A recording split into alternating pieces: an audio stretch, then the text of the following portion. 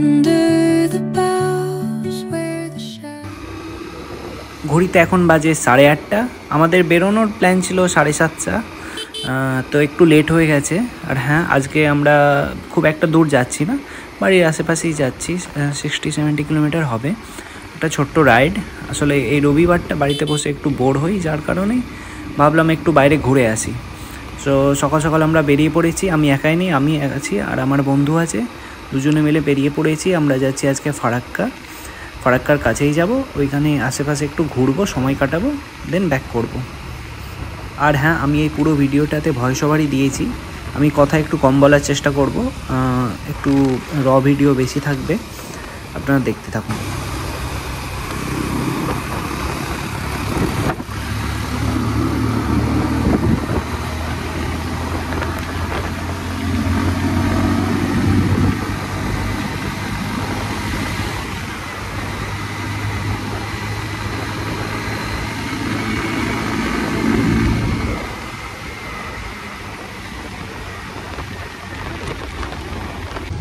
এরপর কিছুটা যাওয়ার পর আমরা খাওয়ার জন্য দাঁড়াই, কারণ প্রত্যেকবারের মতো এবারও আমরা বাড়ি থেকে খেয়ে আসিনি।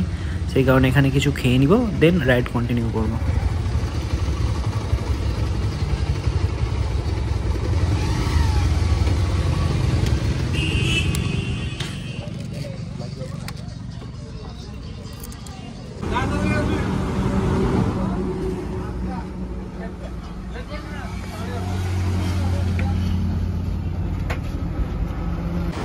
খাওয়া শেষ করে আবার আমরা বাইক নিয়ে বেরিয়ে পড়ি। এখান থেকে ফারাক্কা ব্রিজ মোটামুটি 60 কিমি বাকি আছে আরও। আপনারা দেখতে থাকুন। সামনে আয়রন ব্রিজ পড়বে, সেটাও আপনাদের দেখাবো।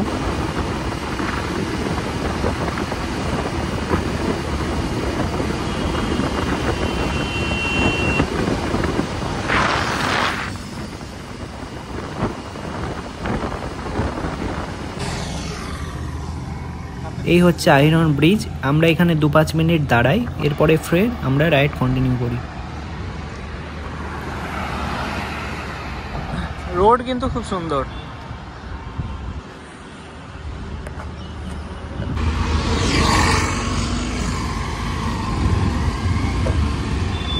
এই এখন হচ্ছে আয়রন ব্রিজ, আমি কিছুক্ষণ দাঁড়িয়েছিলাম।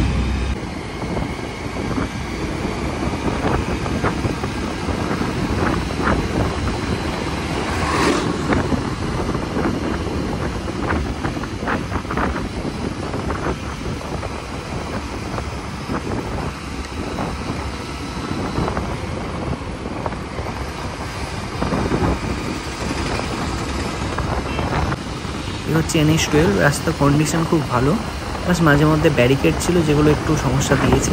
তাছাড়া পুরো রাস্তার কন্ডিশনে খুব ভালো। আর রাস্তার মধ্যে টোটো খুব চলছে, যার কারণে আমাদের বাইক যারা চালাচ্ছে বা গাড়ি যারা চালাচ্ছে তাদের সমস্যা হচ্ছে।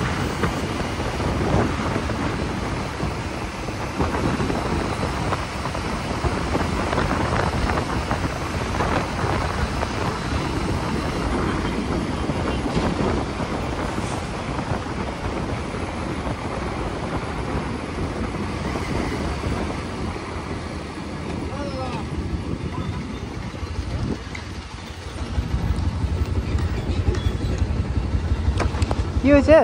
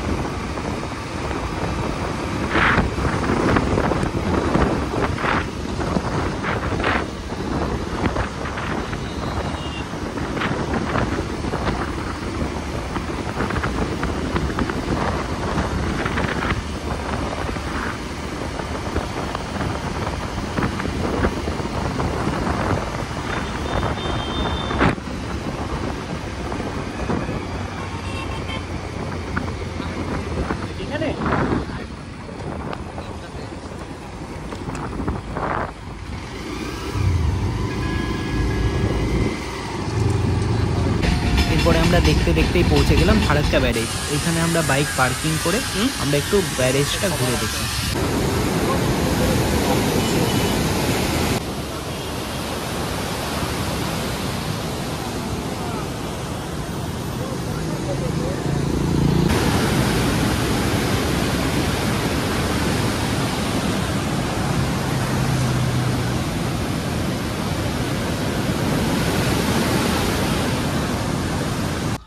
এরপর আমরা আশেপাশে কিছুক্ষণ সময় কাটাই এবং দুপুরে লাঞ্চটা বাড়ি ফেরার পথে রোড সাইড ধাবাতে সেরে নিই। সো এই ছিল আজকের ভিডিওতে। জানি বেশি কিছু দেখানো হলো না, কারণ বেশি কিছু তেমন ছিলও না সেইখানে দেখার মতো।